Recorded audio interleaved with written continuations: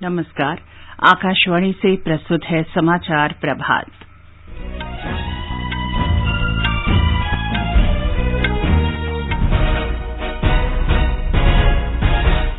प्रधानमंत्री नरेंद्र मोदी ने हैदराबाद में संत रामानुजाचार्य की स्मृति में स्टैच्यू ऑफ इक्वालिटी का अनावरण किया। कहा, देश में असमानता दूर करने के लिए सरकार के सभी कल्याणकारी कार्यक्रमों में सामाजिक न्याय शामिल। प्रधानमंत्री ने अर्ध शुष्क प्रदेशों के लिए अंतर्राष्ट्रीय फसल अनुसंधान संस्थान के स्वर्ण जयंती समारोहों का शुभारंभ किया। कहा, सरकार खाद्य सुरक्षा के साथ पोषण सुरक्षा पर भी ध्यान दे रही है। देश में अब तक 169 करोड़ से अधिक कोविड रोधी टीके लगाए गए। संक्रमण में कमी को देखते हुए उत्तर प्रदेश में स्कूल और कॉलेज कल से फिर खुलेंगे। केरल में कोविड संक्रमण की तीसरी लहर पर नियंत्रण के लिए सप्ताहांत लॉकडाउन फिर लागू। भारतीय जनता पार्टी उत्तर प्रदेश विधानसभा चुनाव के लिए आज घोषणा पत्र जारी करेगी। पंजाब में कांग्रेस मुख्यमंत्री पद के उम्मीदवार की घोषणा करेगी। तुर्की के राष्ट्रपति एर्दोआन ने कहा, वे यूक्रेन और रूस के बीच जारी संकट के समाधान के लिए मध्यस्थता तथा शिखर सम्मेलन की मेजबानी करने के इच्छुक। भारत ने इंग्लैंड को 4 विकेट से हराकर 5वीं बार आईसीसी अंडर-19 क्रिकेट विश्व कप जीता और भारत वेस्टइंडीज के बीच 3 एकदिवसीय मैचों की श्रृंखला का पहला मैच आज अहमदाबाद में। समाचार प्रभात में देवेंद्र त्रिपाठी के साथ मैं चंद्रिका जोशी। देश के कई हिस्सों में कोरोना संक्रमण तेजी से फैल रहा है। हमारी अपील है, आप सतर्क रहें और 15 से 18 वर्ष के किशोरों सहित अन्य लोगों के टीकाकरण में मदद करें। कोरोना वायरस के नए स्वरूप ओमिक्रॉन से चिंताएं बढ़ी हैं। सुरक्षित रहने के लिए कृपया 3 सरल उपायों का पालन अवश्य करें। मास्क पहनें, 2 गज की सुरक्षित दूरी बनाए रखें, हाथ और चेहरा साफ रखें। कोविड से संबंधित किसी भी जानकारी और मार्गदर्शन के लिए राष्ट्रीय हेल्पलाइन नंबर 011-2397-8046 और 1075 पर संपर्क करें। और अब समाचार। प्रधानमंत्री नरेंद्र मोदी ने कहा है कि केंद्र के सभी कल्याणकारी कार्यक्रमों में सामाजिक न्याय निहित है और इसका उद्देश्य सबका साथ सबका विकास के पथ पर चलते हुए असमानताओं को खत्म करना है। यही वजह थी कि बाबा साहब आम्बेडकर जैसे समानता के आधुनिक नायक भी रामानुजाचार्य जी की भरपूर प्रशंसा करते थे और समाज को भी कहते थे कि अगर सीखना है तो रामानुजाचार्य जी की शिक्षा से सीखो। और इसलिए आज रामानुजाचार्य जी की विशाल मूर्ति स्टैच्यू ऑफ इक्वालिटी इसके रूप में समानता का संदेश दे रही है। इसी संदेश को लेकर आज देश सबका साथ, सबका विकास, सबका विश्वास और सबका प्रयास के मंत्र के साथ अपने नए भविष्य की नींव रख रहा है। कल हैदराबाद के निकट मुचिनताल में तमिल वैष्णव संत रामानुजाचार्य की 216 फीट ऊंची प्रतिमा स्टैच्यू ऑफ इक्वालिटी के लोकार्पण समारोह में श्री मोदी ने कहा कि भारत को रामानुजाचार्य जैसी महान विभूतियों की शिक्षाओं से सबल, सुदृढ़, पारंपरिक आधार मिला है। 11वीं सदी में संत रामानुजाचार्य ने धर्म, जाति और नस्ल सहित जीवन के सभी पक्षों में समानता पर बल दिया। आज देश में एक और सरदार साहब की स्टैच्यू ऑफ यूनिटी एकता की शपथ दोहरा रही है, तो रामानुजाचार्य जी की स्टैच्यू ऑफ इक्वालिटी समानता का संदेश दे रही है। यही एक राष्ट्र के रूप में भारत की चिर पुरातन विशेषता है। हमारी एकता सत्ता या शक्ति की बुनियाद पर नहीं खड़ी होती। हमारी एकता समानता और समादर इस सूत्र से सृजित होती है। और साथियों, आज जब मैं तेलंगाना में हूं तो इस बात का जिक्र भी जरूर करूंगा कि कैसे तेलुगु कल्चर ने भारत की विविधता को सशक्त किया है।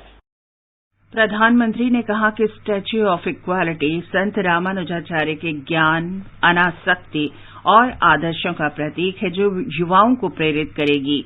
श्री मोदी ने रामानुजाचार्य और तमिलनाडु के आलवार संतों के प्रति श्रद्धांजलि अर्पित की, जिन्होंने देश भर में वैष्णव मंदिरों की स्थापना की। श्री मोदी ने कहा कि लोगों के बीच भेदभाव जैसी बुराई स्वीकार नहीं की जा सकती। उन्होंने कहा कि पूरे विश्व ने सम्मान और गरिमा के साथ जीने की सामाजिक व्यवस्था को महत्व दिया है। विकास हो, सबका हो, बिना भेदभाव हो। सामाजिक न्याय सबको मिले, बिना भेदभाव मिले। जिन्हें सदियों तक प्रताड़ित किया गया, वो पूरी गरिमा के साथ विकास के भागीदार बने।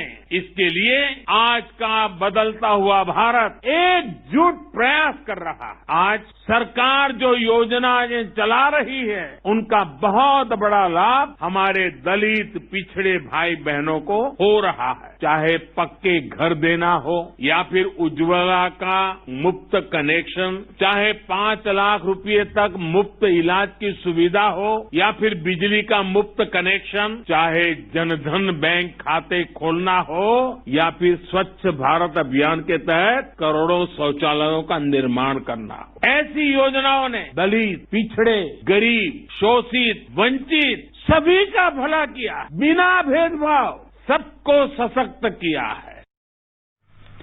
प्रधानमंत्री ने कहा कि वारंगल जिले में रामप्पा मंदिर को यूनेस्को द्वारा विश्व धरोहर में सम्मिलित किया जाना और विश्व पर्यटन संगठन द्वारा पोचमपल्ली को विश्व पर्यटन ग्राम की मान्यता देना सातवाहन और काकतीय राजवंशों की समृद्ध सांस्कृतिक धरोहर का विस्तार है। श्री रामानुजाचार्य की 216 फुट ऊंची ये प्रतिमा पंचधातु स्वर्ण, चांदी, तांबा, पीतल और जस्ते से निर्मित है। ये 54 फुट ऊंचे आधार भवन भद्रवेदी पर स्थित है। इस भवन की विभिन्न मंजिलों पर वैदिक डिजिटल पुस्तकालय और शोध केंद्र, थिएटर, प्राचीन भारतीय ग्रंथ और श्री रामानुजाचार्य की विभिन्न कृतियों से संबंधित दीर्घाएं हैं। इससे पहले प्रधानमंत्री ने पंतचेरी में अर्धशुष्क प्रदेशों के लिए अंतर्राष्ट्रीय फसल अनुसंधान संस्थान के स्वर्ण जयंती समारोहों का शुभारंभ किया। उन्होंने इस संस्थान के जलवायु परिवर्तन अनुसंधान केंद्र का भी उद्घाटन किया और संस्थान की 50वीं वर्षगांठ पर जारी स्मारक डाक टिकट का लोकार्पण किया। इस अवसर पर प्रधानमंत्री ने कृषि क्षेत्र की चुनौतियों से निपटने के लिए वैज्ञानिक समुदाय और जनता से समेकित भागीदारी की अपील की। प्रधानमंत्री ने कहा कि भारत ने वर्ष 2070 तक देश को कार्बन उत्सर्जन मुक्त बनाने का लक्ष्य रखा है, जो पर्यावरण अनुकूल जीवन शैली से ही संभव है। प्रधानमंत्री मोदी ने कहा कि कृषि क्षेत्र में देश की बड़ी आबादी को गरीबी से मुक्त करने और बेहतर जीवन देने की क्षमता है। हमारे छोटे किसान क्लाइमेट चेंज की बात उनके लिए बहुत बड़ा संकट बन जाती है। इसलिए भारत ने क्लाइमेट चैलेंज से निपटने के लिए दुनिया से इस पर विशेष ध्यान देने का आग्रह किया है। भारत ने 2070 तक नेट जीरो का टारगेट तो रखा ही है, लाइफस्टाइल फॉर एनवायरमेंट इस लाइफ मिशन की जरूरत को भी हाईलाइट किया है। प्रधानमंत्री मोदी ने कहा कि पोषण सुरक्षा को ध्यान में रखते हुए देश में दुनिया का सबसे बड़ा खाद्य सुरक्षा कार्यक्रम चलाया जा रहा है। उन्होंने छोटे किसानों और राज्यों को तिलहन और खासकर ताड़ का तेल की खेती बढ़ाने के लिए हर संभव सहायता देने का आश्वासन दिया। कोविड टीकाकरण अभियान के अंतर्गत देश में 169 करोड़ से अधिक टीके लगाए जा चुके हैं। स्वास्थ्य मंत्रालय ने इसे कोविड के विरुद्ध लड़ाई में एक और उपलब्धि बताया है। कोविड से स्वस्थ होने की दर 95.64% हो गई है। स्वस्थ लोगों की संख्या बढ़कर 4 करोड़ से अधिक हो गई है। उत्तर प्रदेश में स्कूल और कॉलेज कल से फिर खुल रहे हैं। राज्य में कोविड संक्रमण में कमी को देखते हुए सरकार ने कक्षा 9 से 12वीं तक के स्कूल फिर से खोलने का निर्णय लिया है। डिग्री कॉलेज में कक्षाएं फिर से शुरू की जाएंगी, हालांकि कोविड मानकों का अनुपालन अनिवार्य होगा। उधर केरल में कोविड संक्रमण की तीसरी लहर पर नियंत्रण के लिए आज फिर सप्ताहांत लॉकडाउन लगाया गया है। प्रशासन ने कल आधी रात से सीमित प्रतिबंधों के साथ लॉकडाउन लागू किया है। इस दौरान केवल आवश्यक सेवाओं की अनुमति होगी। ये लगातार तीसरा रविवार है जब राज्य में लॉकडाउन लागू है। इस बीच राज्य में कोविड से संक्रमण मुक्त होने वालों की संख्या बढ़ रही है और नए संक्रमितों की संख्या में कमी आ रही है। प्रदेश में संक्रमण की दर 32.6% है। तमिलनाडु में कल 7,524 लोगों में कोविड संक्रमण की पुष्टि हुई। 23,938 रोगियों को संक्रमण मुक्त होने के बाद अस्पताल से छुट्टी दी गई। कल 37 लोगों की कोविड से मृत्यु हुई। इस समय 1,38,878 रोगियों का उपचार चल रहा है। सुर साम्राज्ञी लता मंगेशकर की स्वास्थ्य स्थिति फिर बिगड़ गई है और उन्हें वेंटिलेटर पर रखा गया है। मुंबई में ब्रीच कैंडी अस्पताल के डॉक्टर प्रतीत समदानी ने बताया कि विशेषज्ञ चिकित्सकों का एक दल उन पर लगातार नजर बनाए हुए है। लता मंगेशकर को कोविड संक्रमित पाए जाने के बाद 8 जनवरी को अस्पताल में भर्ती कराया गया था। लता मंगेशकर की बहन आशा भोसले, भाई हृदयनाथ मंगेशकर, फिल्म निर्माता मधुर भंडारकर, केंद्रीय मंत्री पीयूष गोयल और एनसीपी नेता सुप्रिया सूले ने कल शाम अस्पताल जाकर उनके स्वास्थ्य की जानकारी ली। ये समाचार आकाशवाणी से प्रसारित किए जा रहे हैं। समाचार प्रभात में आपका फिर स्वागत है। आगे बढ़ने से पहले एक नजर मुख्य समाचारों पर। प्रधानमंत्री नरेंद्र मोदी ने हैदराबाद में संत रामानुजाचार्य की स्मृति में स्टैच्यू ऑफ इक्वलिटी का अनावरण किया। कहा, देश में असमानता दूर करने के लिए सरकार के सभी कल्याणकारी कार्यक्रमों में सामाजिक न्याय शामिल। प्रधानमंत्री ने अर्ध शुष्क प्रदेशों के लिए अंतर्राष्ट्रीय फसल अनुसंधान संस्थान के स्वर्ण जयंती समारोहों का शुभारंभ किया। कहा, सरकार खाद्य सुरक्षा के साथ पोषण सुरक्षा पर भी ध्यान दे रही है। देश में अब तक 169 करोड़ से अधिक कोविड रोधी टीके लगाए गए। कोविड संक्रमण में कमी को देखते हुए उत्तर प्रदेश में स्कूल और कॉलेज फिर से कल खुलेंगे। केरल में कोविड संक्रमण की तीसरी लहर पर नियंत्रण के लिए सप्ताहांत लॉकडाउन फिर लागू। भारतीय जनता पार्टी उत्तर प्रदेश विधानसभा चुनाव के लिए आज अपना घोषणा पत्र जारी करेगी। उधर पंजाब में कांग्रेस मुख्यमंत्री पद के उम्मीदवार की घोषणा करेगी। तुर्की के राष्ट्रपति एर्दोआन ने कहा, वे यूक्रेन और रूस के बीच जारी संकट के समाधान के लिए मध्यस्थता तथा शिखर सम्मेलन की मेजबानी करने के इच्छुक। भारत ने इंग्लैंड को 4 विकेट से हराकर 5वीं बार आईसीसी अंडर 19 क्रिकेट विश्व कप जीता और भारत वेस्टइंडीज के बीच 3 एकदिवसीय मैचों की श्रृंखला का पहला मैच आज अहमदाबाद में। उत्तर प्रदेश के पहले और दूसरे चरण तथा गोवा और उत्तराखंड विधानसभा के एक चरण में होने वाले चुनाव के लिए प्रचार तेज हो गया है। सभी राजनीतिक दलों के वरिष्ठ नेता प्रचार अभियान में जुटे हैं। घर घर जाकर मतदाताओं को रिझाने और वर्चुअल रैलियों का दौर भी जारी है। उत्तर प्रदेश में भारतीय जनता पार्टी आज अपना चुनाव घोषणा पत्र जारी करेगी। इसे पार्टी ने लोक कल्याण संकल्प पत्र का नाम दिया है। पार्टी के वरिष्ठ नेता और केंद्रीय गृह मंत्री अमित शाह लखनऊ में भाजपा मुख्यालय में घोषणा पत्र जारी करेंगे। राज्य में आज विभिन्न राजनीतिक दलों के वरिष्ठ नेता और प्रमुख प्रचारक चुनाव प्रचार करेंगे। एक रिपोर्ट। वरिष्ठ भाजपा नेता और प्रधानमंत्री नरेंद्र मोदी आज मथुरा, आगरा और बुलंदशहर जिलों में मतदाताओं और पार्टी कार्यकर्ताओं को डिजिटल माध्यम से संबोधित करेंगे। प्रधानमंत्री की उत्तर प्रदेश में चुनाव की घोषणा के बाद से ये तीसरी डिजिटल रैली होगी, जिसके तहत वे भाजपा के जन चौपाल कार्यक्रम में हिस्सा लेंगे। वरिष्ठ भाजपा नेता और केंद्रीय गृह मंत्री अमित शाह अमरोहा और बिजनौर में पार्टी के लिए प्रचार करेंगे, जबकि रक्षा मंत्री राजनाथ सिंह महोबा में चुनाव प्रचार में हिस्सा लेंगे। कांग्रेस महासचिव प्रियंका गांधी वाड्रा मेरठ में पार्टी उम्मीदवारों के हक में प्रचार करेंगी। वहीं समाजवादी पार्टी प्रमुख अखिलेश यादव और राष्ट्रीय लोकदल के अध्यक्ष जयंत चौधरी आगरा जिले में चुनाव प्रचार करेंगे। सुशील चंद्र तिवारी, आकाशवाणी समाचार, लखनऊ। इस बीच उत्तर प्रदेश में वाराणसी के पिंडरा से कांग्रेस उम्मीदवार अजय राय के खिलाफ आचार संहिता के उल्लंघन पर पुलिस में प्राथमिकी दर्ज की गई है। पंजाब विधानसभा चुनाव के लिए वरिष्ठ कांग्रेस नेता राहुल गांधी आज पार्टी के मुख्यमंत्री पद के उम्मीदवार के नाम की घोषणा करेंगे। पंजाब कांग्रेस प्रभारी हरीश चौधरी ने कल लुधियाना में एक वर्चुअल रैली में ये जानकारी दी। पंजाब कांग्रेस अध्यक्ष नवजोत सिंह सिद्धू और मुख्यमंत्री चरणजीत सिंह चन्नी मुख्यमंत्री पद के सबसे प्रबल दावेदार माने जा रहे हैं। इस बीच भारतीय जनता पार्टी के नेता कर्नल राज्यवर्धन सिंह राठौर ने पंजाब सरकार पर भ्रष्टाचार का आरोप लगाया है। उन्होंने कहा कि राज्य में शासन व्यवस्था की स्थिति बिगड़ी है और पिछले 5 वर्षों के दौरान राज्य में उद्योग और कृषि क्षेत्र में गिरावट आई है। श्री राठौर ने ये आरोप भी लगाया कि आम आदमी पार्टी और कांग्रेस सत्ता पाने के लिए जनता से झूठे वायदे कर रही हैं। उत्तराखंड में विधानसभा की 70 सीटों पर 14 फरवरी को होने वाले एक चरण के मतदान के लिए प्रचार तेज हो गया है। राजनीतिक पार्टियों के नेता सभाएं कर रहे हैं और घर घर जाकर वोट मांग रहे हैं। भाजपा नेता मनोज तिवारी ने कल मुख्यमंत्री पुष्कर सिंह धामी के पक्ष में खटीमा निर्वाचन क्षेत्र में प्रचार किया। कांग्रेस नेता राहुल गांधी ने ऊधम सिंह नगर में लोगों को संबोधित किया। उन्होंने कहा कि किसानों और कांग्रेस के पुराने संबंध हैं और पार्टी हमेशा किसानों के हित में काम करती रही है। आम आदमी पार्टी की नेता राखी बिरलान ने कहा कि पार्टी राज्य के प्रत्येक विधानसभा क्षेत्र के लिए अलग घोषणा पत्र जारी करेगी। गोवा में भी विधानसभा चुनाव प्रचार चरम पर है। हमारे संवाददाता ने बताया है कि गोवा में कांग्रेस, आम आदमी पार्टी और तृणमूल कांग्रेस के नेता विभिन्न निर्वाचन क्षेत्रों में घर घर जाकर प्रचार कर रहे हैं। भाजपा के वरिष्ठ नेता और प्रधानमंत्री नरेंद्र मोदी वर्चुअल मीटिंग के जरिए आज आम लोगों को संबोधित करेंगे।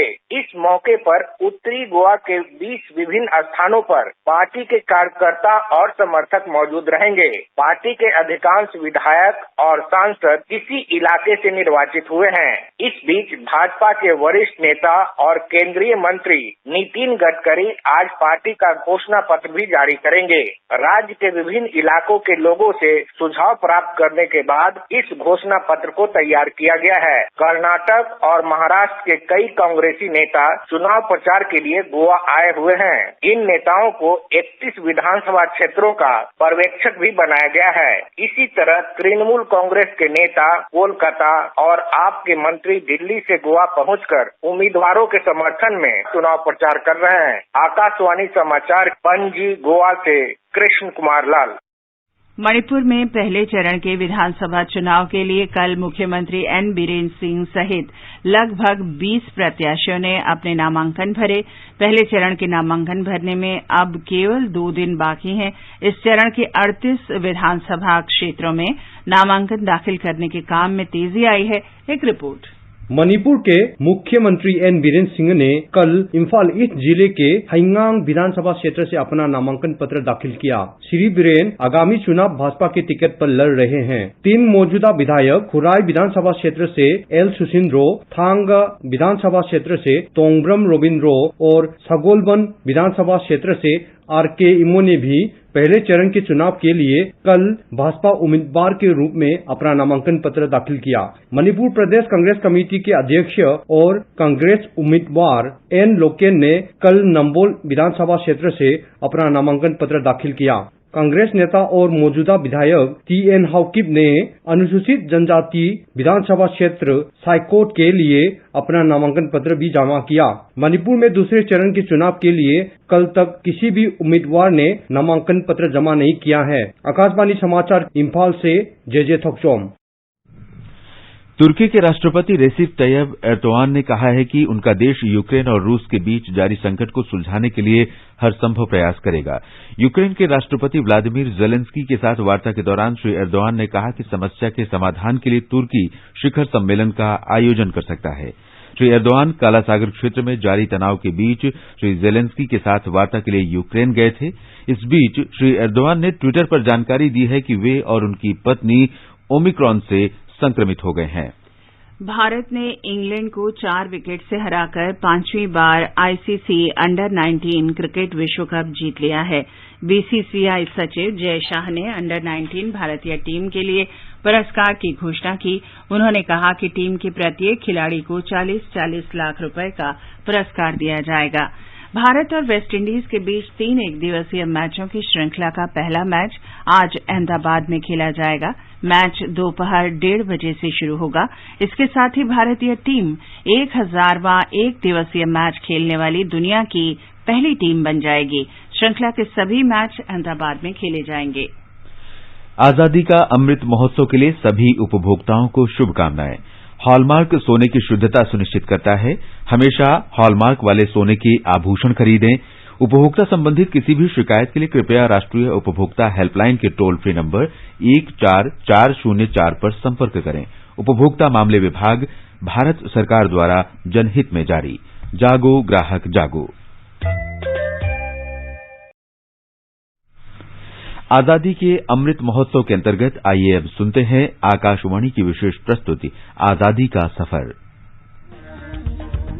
आजादी का अमृत महोत्सव।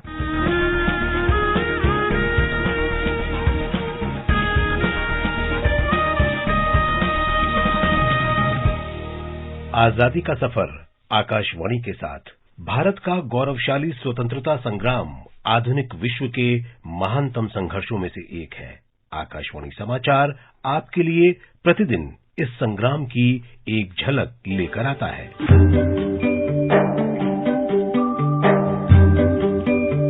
आज की इस कड़ी में हम स्वतंत्रता आंदोलन में सक्रिय रहे मोतीलाल नेहरू को याद कर रहे हैं।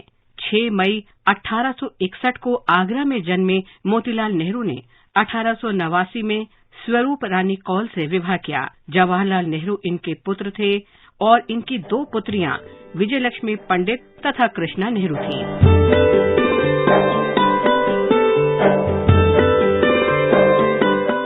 मोतीलाल ने 46 वर्ष की आयु में 1907 में इलाहाबाद में आयोजित नरमपंथियों के प्रांतीय सम्मेलन की अध्यक्षता की।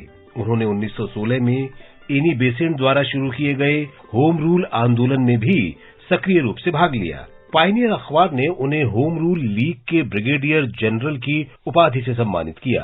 मोतीलाल ने 1919 में एक दैनिक समाचार पत्र द इंडिपेंडेंट भी शुरू किया। महात्मा गांधी से प्रेरित होकर उन्होंने वकालत छोड़ दी और असहयोग आंदोलन में शामिल हो गए। 1 साल बाद उन्होंने CR दास के साथ मिलकर अपना स्वयं का राजनीतिक संगठन स्वराज पार्टी का गठन किया। पार्टी का प्राथमिक उद्देश्य केंद्रीय विधानसभा में सरकार विरोधी आंदोलन के माध्यम से ब्रिटिश राज को अस्थिर करना था। इसे कांग्रेस की राजनीतिक शाखा के रूप में देखा गया।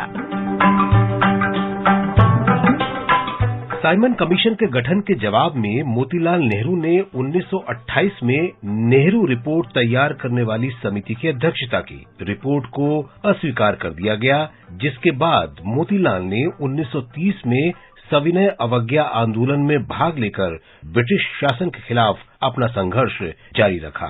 इसी वर्ष उन्होंने अपने आवास आनंद भवन को कांग्रेस पार्टी को मुख्यालय के रूप में उपयोग करने के लिए दे दिया। अपने खराब स्वास्थ्य के बावजूद मोतीलाल ने आंदोलन में हिस्सा लिया और गांधी जी के नमक सत्याग्रह का समर्थन करने के लिए गुजरात की यात्रा की। उन्हें कुछ महीनों के लिए जेल में डाल दिया गया था, लेकिन खराब स्वास्थ्य के कारण उन्हें रिहा कर दिया गया था। कुछ महीने बाद 6 फरवरी 1931 को मोतीलाल नेहरू का निधन हो गया। इस महान स्वतंत्रता सेनानी को आकाशवाणी का नमन। आज हम याद कर रहे हैं स्वतंत्रता सेनानी सत्कारी बनर्जी उर्फ सतु बाबू को, जिनका निधन 6 फरवरी 1937 को हुआ था। सत्कारी बनर्जी का जन्म 1892 में पश्चिम बंगाल के 24 परगना जिले में हुआ था। वे जुगांतर पार्टी के सदस्य थे और अतुल घोष और कुलरंजन मुखर्जी जैसे क्रांतिकारियों के करीबी सहयोगी थे। वे 1916 में भारत में सशस्त्र विद्रोह के आयोजन के लिए बटाविया में जर्मन लोगों से सहायता प्राप्त करने की योजना में शामिल थे। उन्हें 2 अगस्त 1916 को गिरफ्तार किया गया, लेकिन दिसंबर 1919 की शाही घोषणा के बाद माफी दिए जाने के कारण 12 जनवरी 1920 को रिहा कर दिया गया।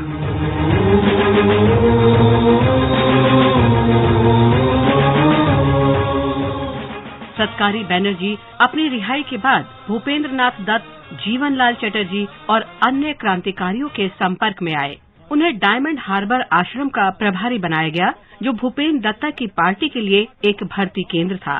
नवंबर 1924 में उन्हें गिरफ्तार कर लिया गया, लेकिन अप्रैल 1928 में बिना शर्त रिहा कर दिया गया। उनकी क्रांतिकारी गतिविधियों के कारण उन्हें बार बार गिरफ्तार किया गया।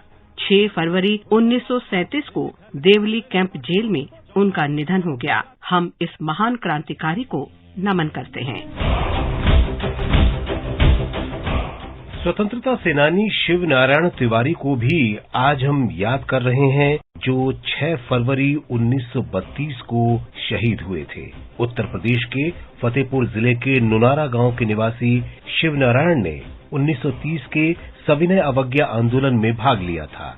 बाद में 1932 में जब भू राजस्व का भुगतान न करने को लेकर किसानों ने आंदोलन शुरू किया, तो वे सक्रिय रूप से इसमें शामिल हो गए। 6 फरवरी 1932 को आंदोलन के चरम पर पुलिस और तहसीलदार ने आंदोलनकारियों पर गोलियां चला दी। गोली लगने से शिवनारायण तिवारी की मौके पर ही मृत्यु हो गई। देश के इस महान सपूत को हमारा नमन।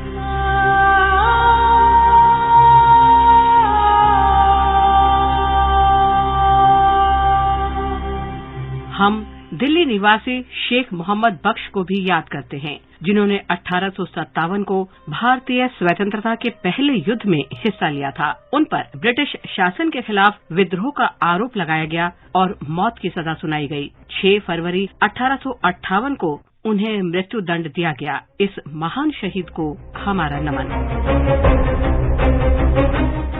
इसके साथ ही आजादी का सफर आकाशवाणी समाचार के संग श्रृंखला का ये अंक समाप्त हुआ। मिलते हैं कल अगली कड़ी में।